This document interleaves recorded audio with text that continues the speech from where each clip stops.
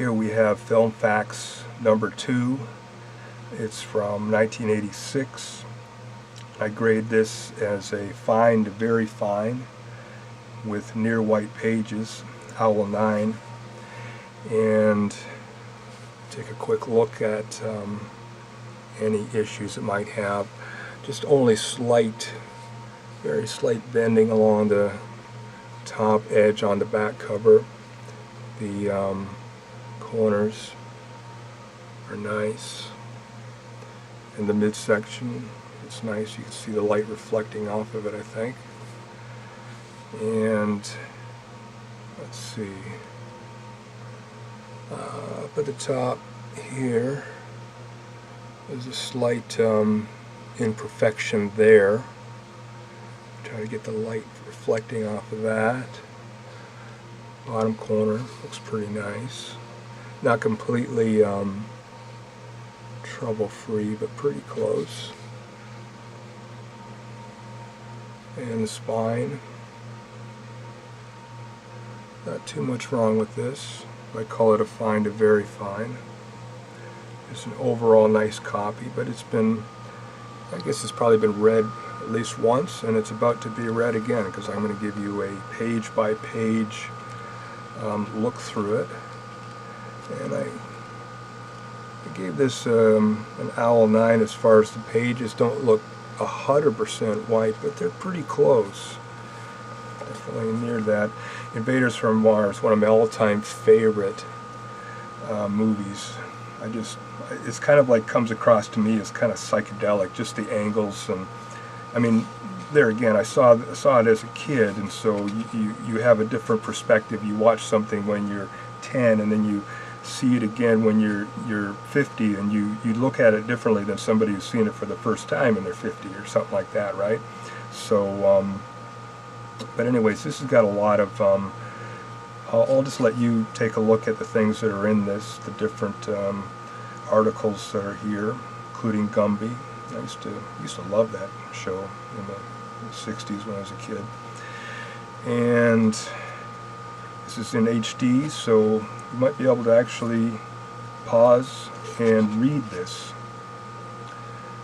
It only takes a second to click pause, and you'll be there. I won't spend too much time on it, of course. I'll get through it page by page.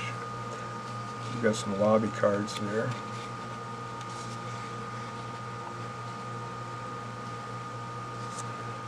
A lot of great 1950s movies, and ones from the 60s. And they go into in-depth, deeply on things that most magazines would not go into. You know, this gets into a lot of areas.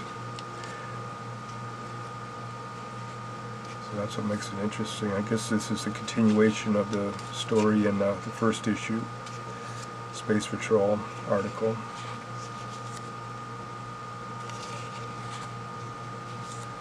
And we got a Centerfold section that is in color, Invaders from Mars. That was color. It wasn't colorized. It was originally in color. Oh, well, I guess this looks like, okay, it's got some making of. Well, that must be the a remake. That I don't remember that. So I guess that they're both the original and the remake doing the article on. Yeah, so that's from the original there. Lobby card or half poster. Oh yeah, I remember that scene. That was all indoors, I guess, which makes sense. I mean, it didn't really look like it was outdoors, that's for sure. But that was kind of the interesting thing about it to me, was just it had kind of an otherworldly feel to it. Kind of, things were kind of exaggerated in a lot of ways, you know. And the music was kind of interesting. Oh, there we go, Abbott Costello Go to Mars.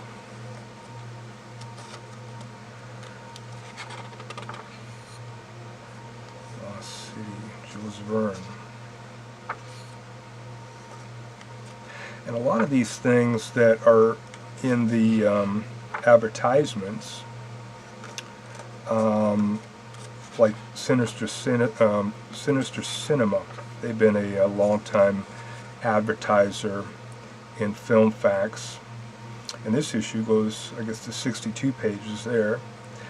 And the most recent issues, and really starting somewhere around issue 60 or so, they started doing double issues, and then it just became standard that every issue was like more than 100 pages, and partly because they just had more advertisers. But like I was about to say about Sinister Cinema and the advertisers of the movies, there's a lot of that stuff. If you got an internet hookup, you can go to YouTube and just look those movies up. Like, for example, this movie, Invaders from Mars. I know that the 1953 version is on YouTube, so anybody could watch it anytime for free, and maybe even the more recent version of it. That might be also up on YouTube. So there's a lot of those things as you go through the magazine and find interesting movies that you didn't know existed. You read about them, you go to YouTube and just do a search, and you might find it. There's definitely a good chance. Or at the very least, you'll find a trailer. You'll be able to watch a trailer. Trailers aren't copyrighted in the same way that the whole full movies are, and a lot of the movies aren't copy protected anyways. There's a lot of public domain stuff on YouTube, and then there's stuff that's up there for a month, and then somebody complains, they pull it down. But the trailers are there, so you can get a pretty good sample of what's what, get an idea about it. Maybe later you'd be able to buy it from the advertiser in Filmfax or Amazon or wherever you can find it. Although a lot of the things probably are obscure enough that you'd have to go to somebody like a Sinister Cinema and those kind of vendors, because they'd sell, I don't know, a couple a year, one a month. I don't really know what but they wouldn't be the kind of thing that would be mass produced. But that's kind of what makes it interesting, and I just find it more interesting to see something that was made, in the 1940s, 1950s, that is something. Well, there's still lots of movies that I have not seen, that as I go through Filmfax issue by issue, and I kind of make notes of things that I might want to order at some point and check them out. Anyways, this issue is available on my website, mightymags.com, in case you might be interested in buying this.